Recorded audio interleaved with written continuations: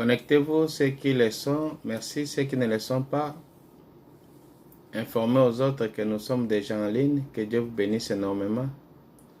Nous sommes là pour notre séance d'édification par la grâce du Seigneur.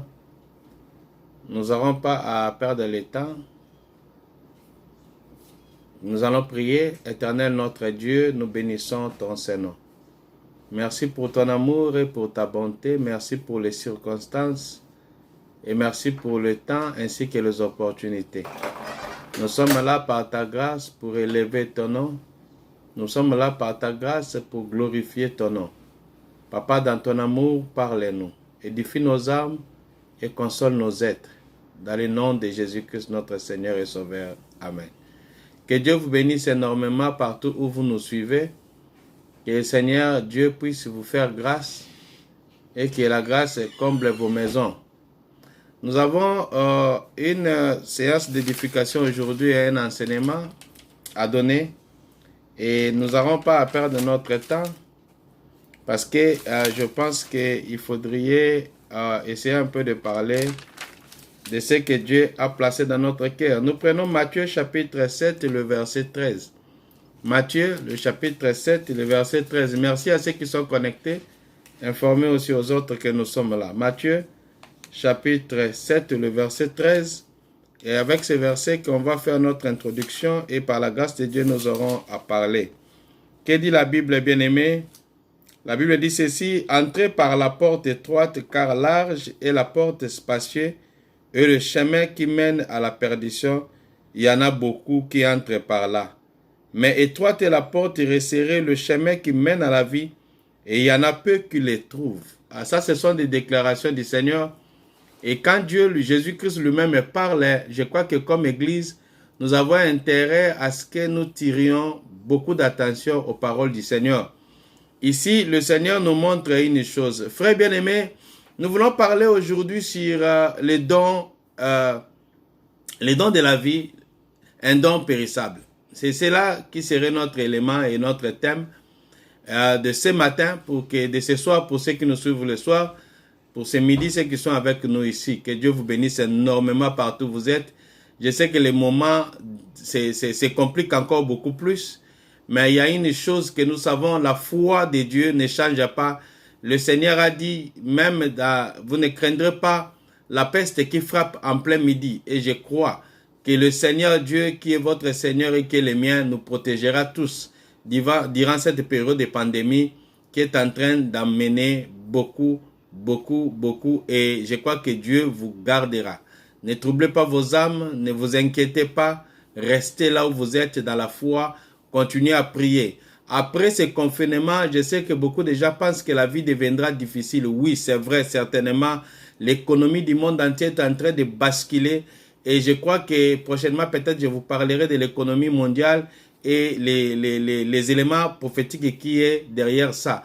Mais tout ce que moi je sais, quels que soient les moments et les circonstances, le Seigneur garde ce qui l'appartiennent. C'est que tel que vous êtes là, après le confinement, ne vous faites pas les calculs qu'il y aura des souffrances et des difficultés. Vous vivrez les miracles de Dieu. Je vous rassure que Dieu va faire sa grâce pour ses enfants. Chacun de vous vivra des choses qui ne seraient pas dans ses calculs. Dieu ne vous laissera pas. Dieu ne vous abandonnera pas. C'est la promesse de Dieu et la promesse que Christ a fait. Je ne vous abandonnerai point et je ne vous délaisserai point. Vous vivrez des miracles après toutes ces périodes de confinement. Même quand vous n'avez rien, ne vous troublez pas. Le Seigneur sait et il gère toutes choses.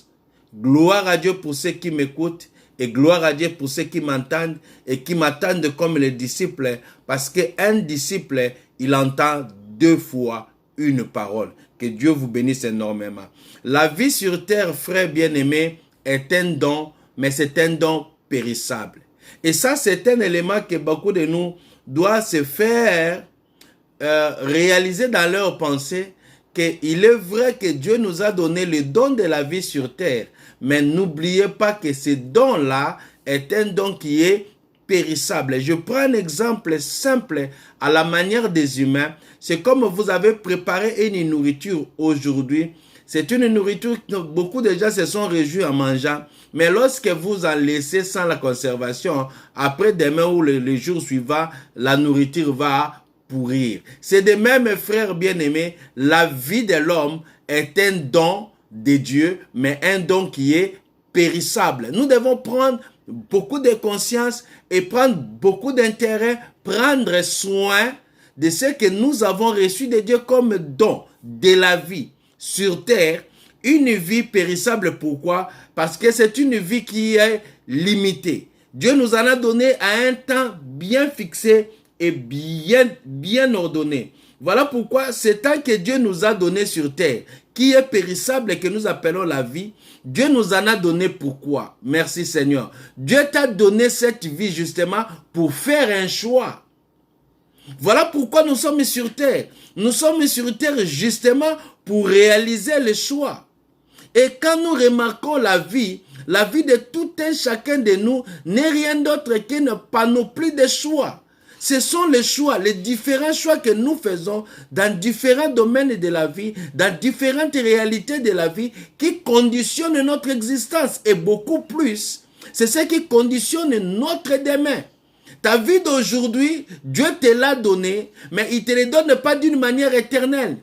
C'est écourté, ça a un temps limité. Voilà pourquoi on dit quoi? La vie sur terre est un don périssable. Ça finit par périr. Même quand tu es millionnaire, puisque je vis beaucoup de gens sont devenus des millionnaires, des gens qui sont riches et tout cela, mais c'est déjà, ça a toujours un temps limité. Après un certain temps, nous finissons tous par mourir.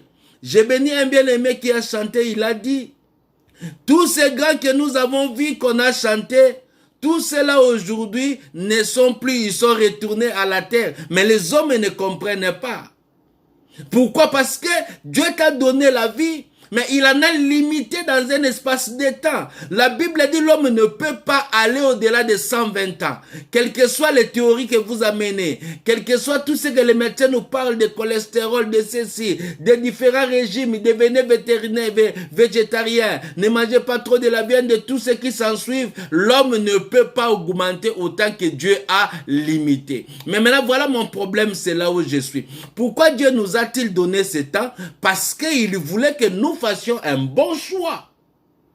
Et voilà que l'homme ne veut pas de ce choix facile. L'homme ne veut pas d'un choix difficile. Il préfère un choix facile. Voilà pourquoi la Bible dit, le choix pour le royaume de Dieu, c'est comme cette porte-là étroite et une route espacée que beaucoup de gens trouvent facilement. Pourquoi? Parce que c'est espacé.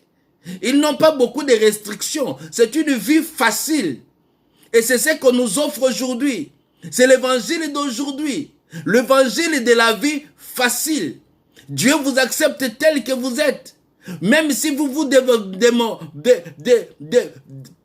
démorphologez, Dieu vous accepte. Même si vous changez de forme, vous devenez, je ne sais pas comment, Dieu vous accepte.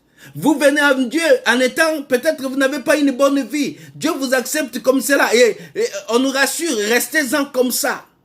Même quand vous venez à Jésus, il n'y a pas d'effort à fournir. Par contre, l'apôtre Pierre nous dit, faites de tous vos efforts pour joindre à votre foi. Mes frères bien-aimés, nous courons un risque. Nous devons nous le dire, nous courons un risque. Le risque, c'est quoi, frère? Parce que Dieu nous a donné cette vie pour faire un choix. Et le temps qu'il nous a donné, ce temps-là est limité. Pour que chacun de nous fasse un choix. Et le grand problème, c'est quoi? C'est ce qui a attiré mon attention quand j'ai médité. Il y a un passage que Jésus a parlé. J'aimerais qu'on parle sur ça et qu'on puisse faire sortir les éléments sur le choix, les bons choix à faire dans cette vie, dans ce don de la vie périssable que le Seigneur nous a tous donné. Le corps que nous prenons tant soin, à un certain moment, le corps finit que par lâcher. Avec tout ce que nous pouvons produire, avec la suivi des médecins et tout qu'on sort, mais à un certain niveau, nos corps à nous ne répondent plus. Pourquoi? Parce que vous devenez tel que vous êtes. Je n'avais pas de lunettes quand j'étais jeune. Mais à un certain moment, je sentais mes yeux ne marchaient plus bien. Et je me suis dit, je vais aller voir le docteur, un ophtalmologue. J'arrive vers le monsieur, on parle, il me dit, tu as quel âge? Je lui donne mon âge, il me dit, c'est normal parce que quand on dépasse 45 ans, normalement, vous avez des problèmes des yeux, c'est naturel. Vous comprenez qu'à un certain âge, les lunettes que j'avais pas, mes yeux qui avaient capacité de voir sans l'apport des lunettes en a eu besoin. Pourquoi? Parce que l'âge ne me permet plus de voir les choses d'une manière naturelle que je pouvais quand j'étais jeune. Et c'est ce qui arrive. À un certain moment, votre corps ne saura plus continuer à résister. Ça finit que par s'affaiblir. Voilà le don que nous avons reçu de Dieu. Est un don périssable. Et Dieu nous l'a donné pour que chacun de nous fasse un bon choix pour son avenir. Et Dieu le définit dans un verset. Il nous donne les enjeux de la vie dans un seul verset que beaucoup de gens lisent. Mais des fois, nous n'attirons pas attention et des fois que nous ne comprenons pas ça. J'aimerais qu'on le lise, frère, dans Jean chapitre 10, le verset 10. Je bénis Dieu parce que Jésus ne nous a pas laissé comme ça. Il nous a donné tous les éléments pour que nous ayons réellement la connaissance de sa grâce. Je voulais lire cela dans la version de TOB.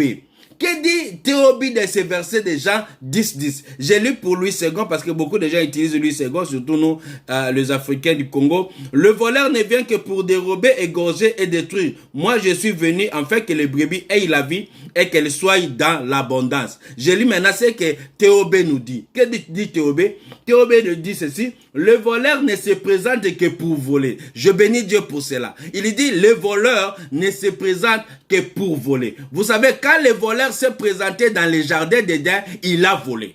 Donc, à chaque fois qu'il se présente que pour voler. Et ça, c'est très important, il faudrait retenir. Deuxième élément, il nous dit, pour tuer. C'est comme ici, il ajoute encore un nouveau élément, mais vous verrez que le deuxième élément ne complète que le premier. Et le troisième, il nous dit quoi? Et pour perdre. Là encore, ça devient beaucoup plus facile à comprendre. Parce que quand vous lisez Louis II, ça semble encore être flou, mais ici, vous sentez que ça devient clair.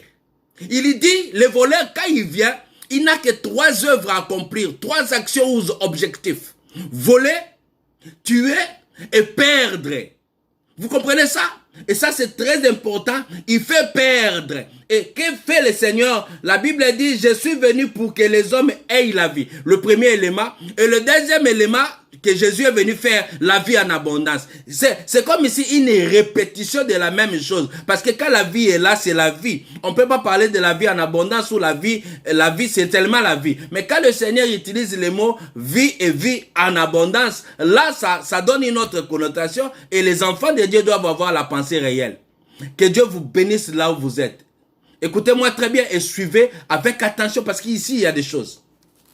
Et quand le Seigneur décrit à la fois les œuvres du malin et ses œuvres à lui, nous remarquons qu'il y a 2 œuvres opposées, complètement opposées. Le premier, frère bien-aimé, le diable, lui, quand il se présente, son objectif est décrit en 3 éléments. Voler. Voler, ça veut dire quoi? Prendre quelque chose de quelqu'un.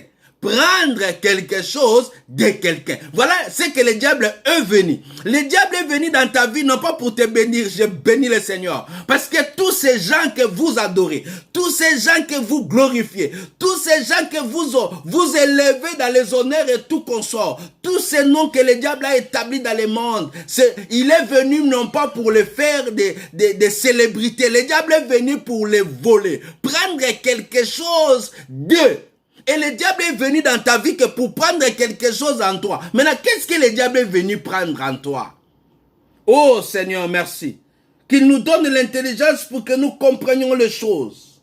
Le diable n'est pas venu pour prendre ta richesse. Le diable n'est pas venu pour prendre ton mariage. Le diable n'est pas venu pour prendre tout ce que tu penses. Le diable est venu pour prendre ta vie. C'est ce qu'il y a de plus précieux. Le diable est venu pour prendre ta vie.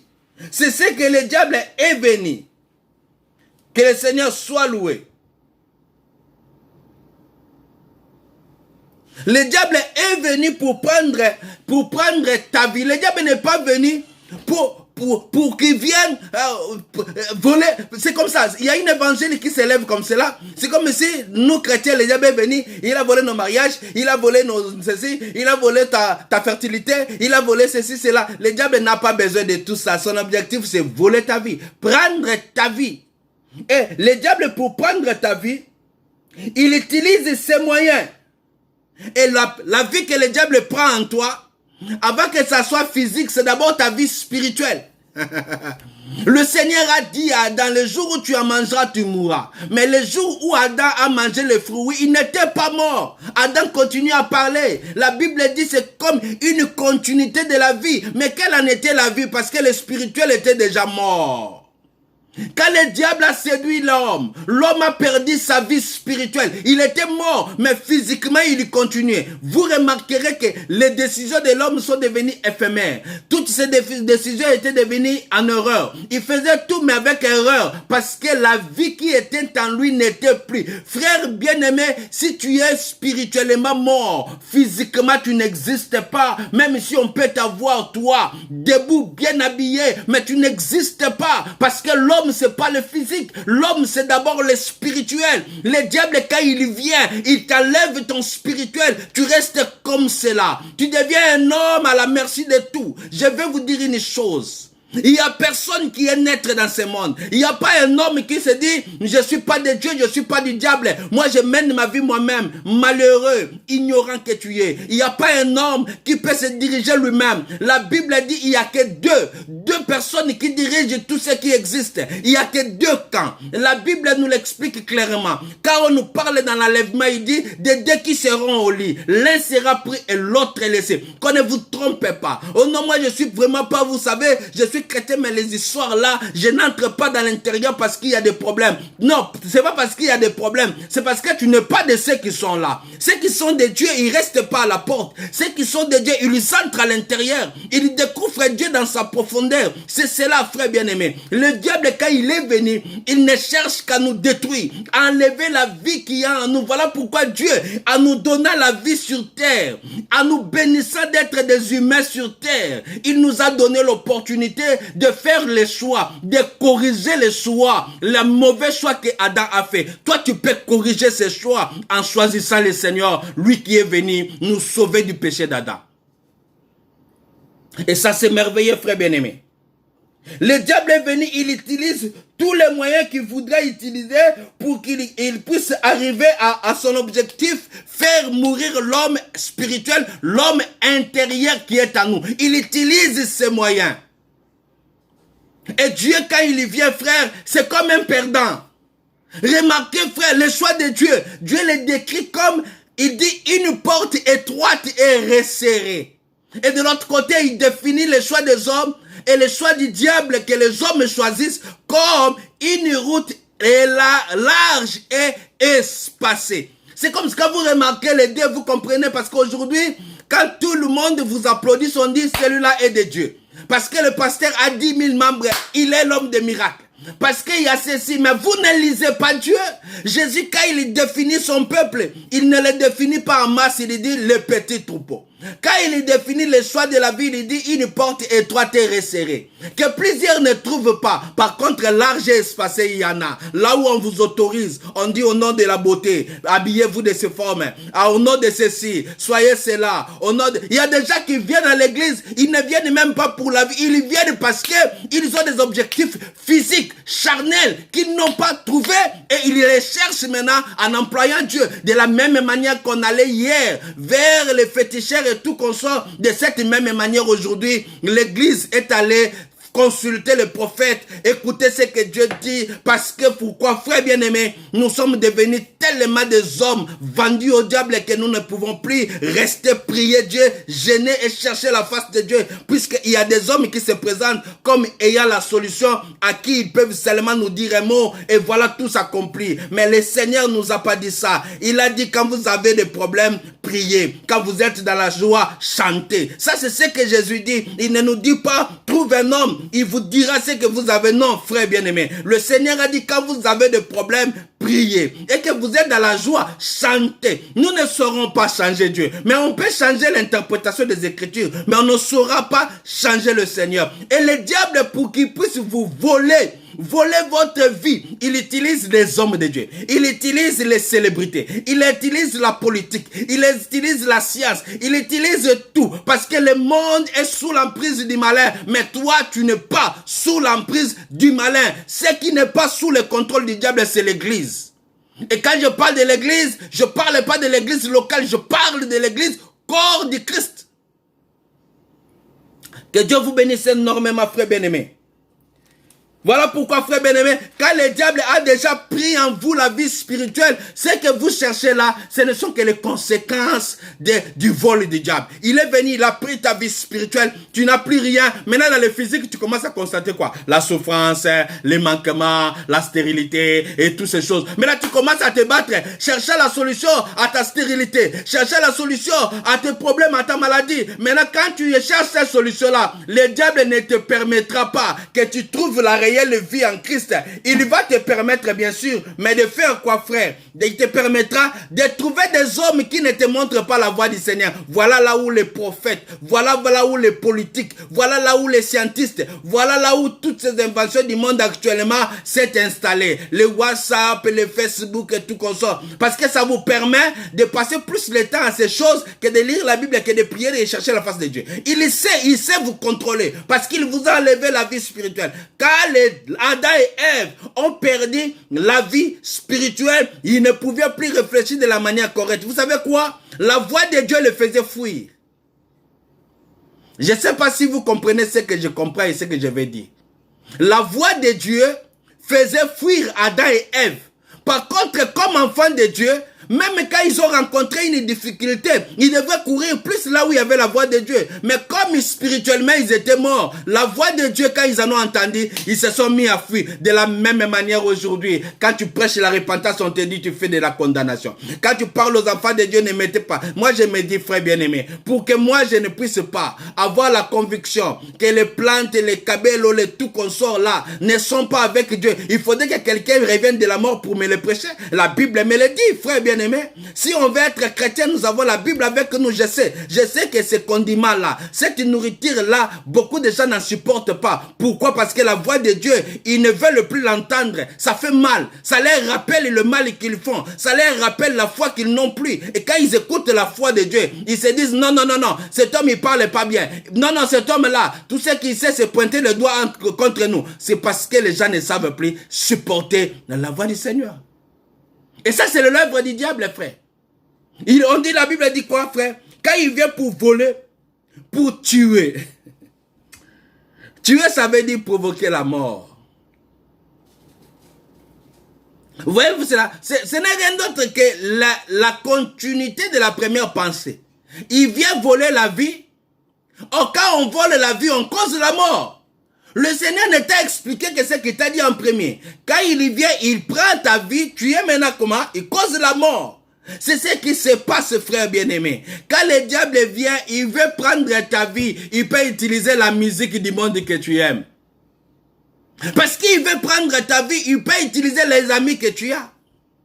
Comme il veut prendre ta vie, il peut utiliser les philosophies et les systèmes de la science. Parce qu'ils savent que tu es un homme qui aime lire et tout cela. Il utilise les choses que tu as toujours aimées et il te donne des arguments tellement qu'il y a des gens aujourd'hui battus dans des philosophies et consorts qui peuvent te dire voilà et contrôler ta pensée et te mettre dans la certitude que ce que tu fais n'est pas mauvais. Souvenez-vous de la conscience que nous avons dit. La conscience a toujours été alimentée par l'environnement. Et pour nous les chrétiens, la Bible et le Saint-Esprit. C'est qu'il y a des gens avec de faux enseignements aussi, ils peuvent alimenter ta conscience en sorte que ce que tu as appelé péché, que tu ne l'appelles plus péché. Il y a tous ces gens-là, l'armée satanique s'est arrangée en sorte que chacun de ceux qui se perdent trouve une philosophie auquel ils peuvent s'y attacher et suivre avec toute sérénité et être sûrs qu'ils sont dans les bons moments ou ils sont dans les faux. Gloire à Dieu. Maintenant, la voleur, quand il vient, il prend ce qui était d'important en toi, ta vie spirituelle. Tu es maintenant mort. Et tu vis les conséquences de la mort. Tu te bats dans cela. Or, la Bible dit la mort est plus forte. La mort est tellement forte que dans ce combat-là, même les héros ne savent pas réussir. Quand ta mort t'a atteint, c'est fini. Tu n'attends qu'un miracle. Et voilà ce que le diable t'amène. Et à la finalité, c'est quoi, frère? La Bible dit pour faire perdre les enfants de Dieu. Voilà là où le diable t'amène. Quand on parle de la perte, quand on parle de la perte, si vous voulez comprendre cela, il faudrait voir dans Apocalypse. Puisqu'Apocalypse 11, Apocalypse 24, Apocalypse 21, 18, il nous parle de la seconde mort. C'est ça, cette perte-là qu'on dit. La perte, cette perte qu'on parlera, quand on parle de la perte, on veut dire quoi? C'est être séparé de quelqu'un par la mort. C'est ça la perte. Être séparé de quelqu'un par la mort. C'est cette perte-là qu'on parle. Être séparé de Dieu par la mort. Or, si nous mourons physiquement et qu'il y a encore une autre perte ici, parce que dans le deuxième rôle, on dit déjà que l'homme était tué. Mais dans la troisième encore, on dit il est perdu. Perdu pourquoi? Parce que la mort qui t'a été causée par le fait du vol du diable, quand il t'a volé ta vie spirituelle et que tu es mort, physiquement aussi mort, tu subiras la deuxième perte qui serait quoi? La deuxième perte, la séparation éternelle avec Dieu. Et ça, c'est plus pire. Voilà pourquoi le Seigneur dit, et le Fils de l'homme est venu, afin que les hommes aient la vie, frère. Je te rassure. Comme chrétiens, nous avons d'abord la vie terrestre. Différent des païens, frère. Parce que la vie que nous avons, Jésus nous l'a donnée. Soyez rassurés, frère. La vie que tu as est différente de la vie que tu avais. Beaucoup plus meilleure. Nous avons la paix que nous n'achetons pas. La paix qui ne nous vient pas de l'extérieur. La paix qui ne dépend pas des hommes. La paix même dans des problèmes, nous avons la paix. Ça, c'est la vie que Jésus nous a donnée. La vie du contentement. Nous ne cherchons pas à être des richards. Nous cherchons seulement à vivre. Et l'apôtre Paul dit, si nous trouvons à manger et de quoi à se vêtir, cela nous suffit. Nous ne cherchons pas de célébrités. Nous ne cherchons pas qu'on cite nos noms quelque part. Nous cherchons seulement que nous trouvions le nécessaire de la vie. Cela nous suffit. Je ne cherche pas à devenir un grand. Je cherche seulement à servir le Seigneur.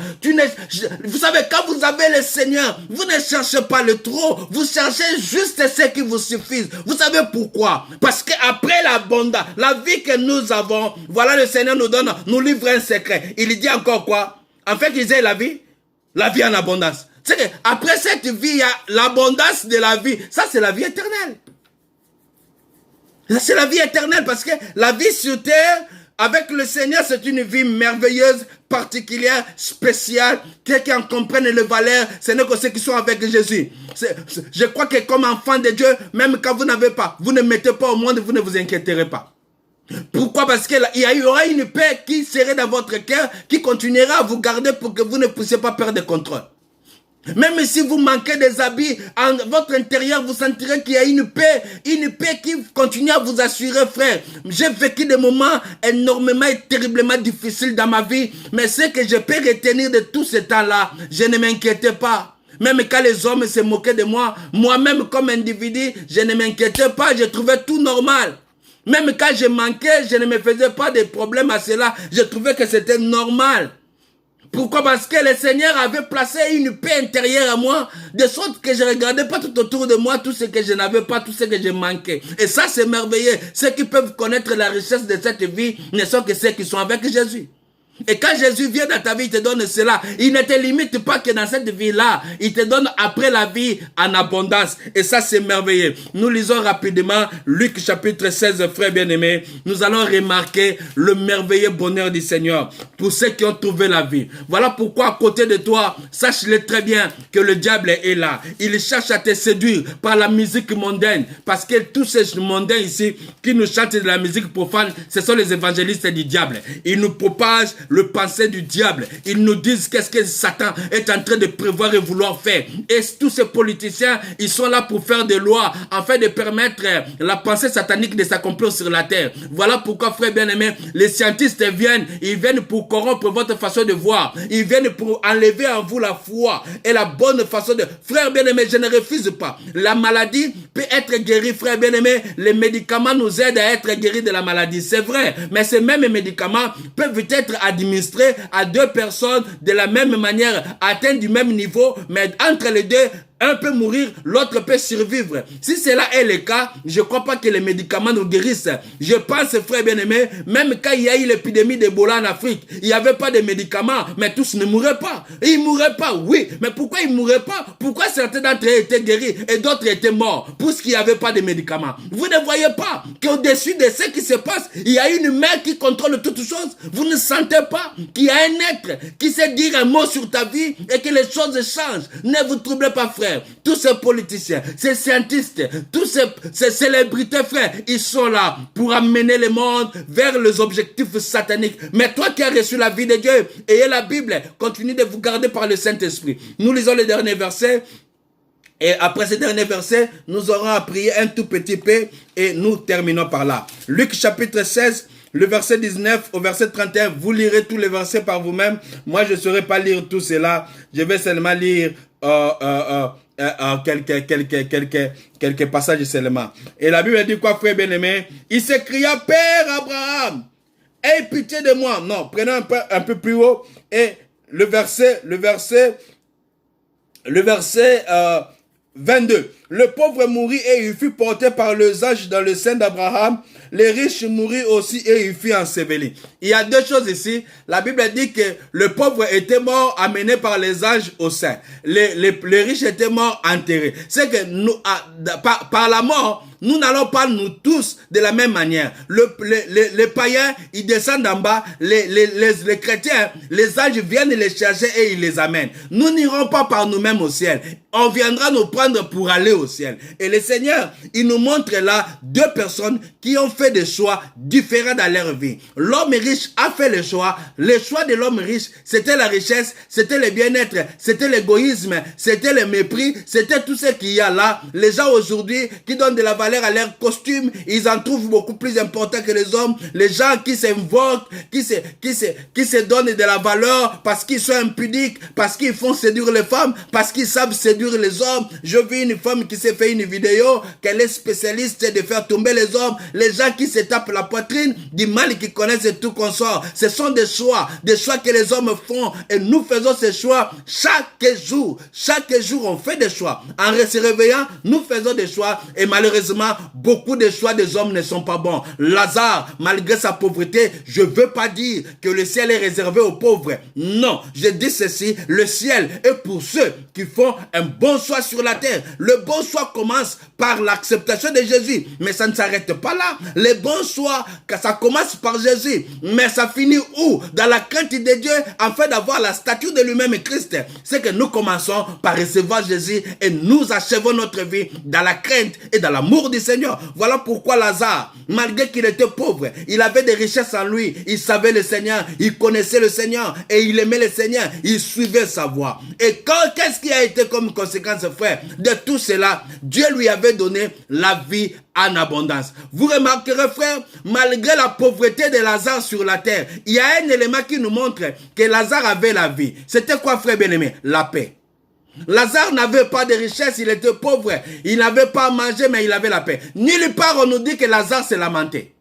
Nulle part on nous dit que Lazare, avec tout ce que nous avons aujourd'hui comme des chansons où les gens nous disent, vous savez Seigneur, tu nous as promis et nous n'avons pas vu, c'est comme si, non frère, c'est lui qui a de Dieu même quand il n'a rien. Et l'élément qu'il y aurait dans son cœur, c'est la paix. Et c'est ce que Lazare avait. C'était la conséquence de quoi? Du choix. Vous avez choisi le Seigneur. Tout ce qui reste n'aura plus d'importance.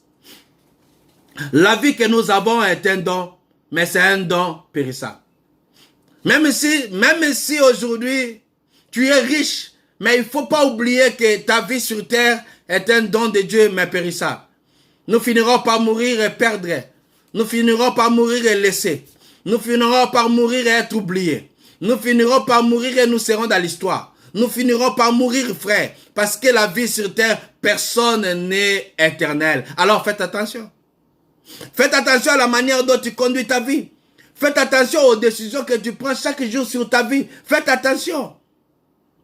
Faites attention, la richesse ne te sauvera pas. La notoriété ne te donnera pas une place au ciel. Non, les hommes diront que tu es parti en paix, mais par contre, toi-même, tu ne partiras pas en paix. Tu comprends cela, frère bien-aimé? Tu ne partiras pas en paix. Si tu n'as pas le Seigneur, tu ne partiras pas en paix. Les hommes te diront, il est parti en paix, c'est faux, il trompe. Ou il se console. Tu ne partiras pas en paix. Ceux qui partent en paix, ils ne partent pas, on vient les chercher. C'est ce que la Bible dit. Ceux qui partent en paix, ils ne partent pas eux-mêmes. On vient les chercher. Et voilà la richesse, frère. Les chrétiens, on vient les chercher. C'est pourquoi ils meurent dans la paix, sans s'inquiéter, parce qu'on vient les chercher. Ils ne meurent pas en scandale, parce qu'on vient les chercher. Et je rassure à tout enfant de Dieu là où tu es, on viendra te chercher. Le jour de ton départ, on viendra te chercher. Tu seras escorté. Même si sur la terre, tu n'as pas eu ce temps-là d'être escorté. Tu as vu de ces gens, tu as vu de ces hommes, parce qu'ils avaient des richesses. Le diable leur a donné une apparence de bien-être et du bonheur. Ils sont tous les jours escortés, mais le jour de la mort, ils partiront en regrettant. Il y a des gens qui ont même maudit la mort. Il y a des gens qui ont même parlé mal sur la mort, mais ils n'ont pas la force de vaincre la mort, parce que Dieu l'a fait comme cela. Mais toi, le jour, ça ne serait pas le jour de ta mort. Laisse-moi te le dire, ça serait le jour de ton départ, parce que ce jour-là, tu n'iras pas dans la mort.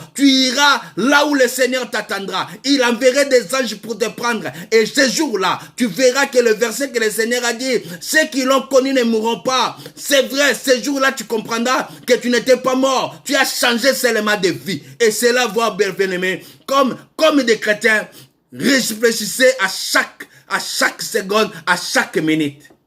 Réfléchissez parce que les choix que nous faisons, nous les faisons pour notre futur et avenir. Nous faisons le choix pour notre demain. De la même manière, on peut faire le choix pour ce que tu veux manger. Fais le choix pour ta vie. Fais le choix pour ta vie. Fais le choix pour ton demain. La vie sur terre est un don périssable. Les habits qu'on achète, on la laissera. Les voitures que nous avons, nous laisserons. Les maisons qu'on achète, on laissera. Même si tu te dis, moi j'ai acheté. Toi, qu'est-ce que tu as? C'est bien. Tu as des choses. Tu as des biens. Mais pense au jour de ton départ. La vie sur terre est un don périssable. Et la Bible nous dira, que servirait-il à un homme de gagner tout le monde s'il perd son âme? Ça, c'est le verset que j'ai toujours aimé. Je me dis toujours ces versets ici. C'est un verset de vie. Et ça, c'est merveilleux. Le Seigneur lui-même qui le dit, il dit,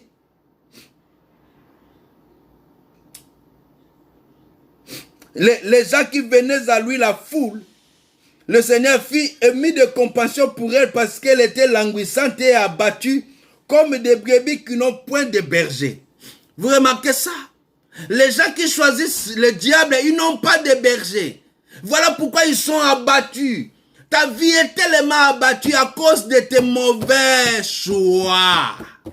Et ce que tu sais voir, ce n'est que tes échecs parce que tu fais des mauvais choix. Réveille-toi, frère. Que servirait-il un homme de gagner tout le monde s'il perdait son âme? Qu'est-ce que cela lui servirait si il gagnait tout le monde en perdant son âme? Matthieu chapitre 16, le verset 26. Il dit, et que servirait-il à un homme de gagner tout le monde s'il perdait son âme? Ou que donnerait un homme en échange de son âme? Merci à tous ceux qui m'ont suivi. Prends conscience à ta vie. La vie sur terre est un don impérissable. Un jour, nous serons obligés de quitter la terre parce que c'est don périssable. On peut conserver la vie avec tous les médecins que nous avons, mais l'âge peut te tuer. Tu peux faire conserver ta vie avec les alliances de pacte, mais l'âge finira par te trahir. Alors fais un bon choix. Fais un bon choix, frère. Choisis la vie. Afin que tu vives, choisis la vie. Là où nous sommes, frères bien-aimés, nous allons prier pour clôturer. tu as un problème, tu as une difficulté, une décision. Prends cela. Au-devant de toi, il y a un mirail. Tu ne sais pas où commencer, comment terminer. Ne crains pas. Le Seigneur est dans la fidélité. Il nous accomplit, il nous donne les choses qui sont au-delà de nos pensées. J'ai pris pour toi comme un frère qui soutient son frère qui est dans la faiblesse. Éternel est notre Dieu, merci. Tu ne parles jamais en vain et quand tu parles, c'est pour sauver. Je prie pour mes bien-aimés qui se sentent faibles, faibles dans leur soi.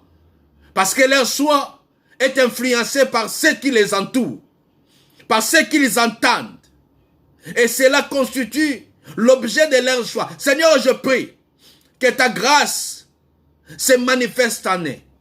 Que tu les fasses sortir de tous ces pièges du diable. Afin qu'ils réussissent dans leur choix, qu'ils fassent la bonne. Seigneur, nous te prions. Laisse que la grâce énorme de ton nom, laisse que la bonté énorme de ton nom repose sur ton peuple. Bénis à chacun.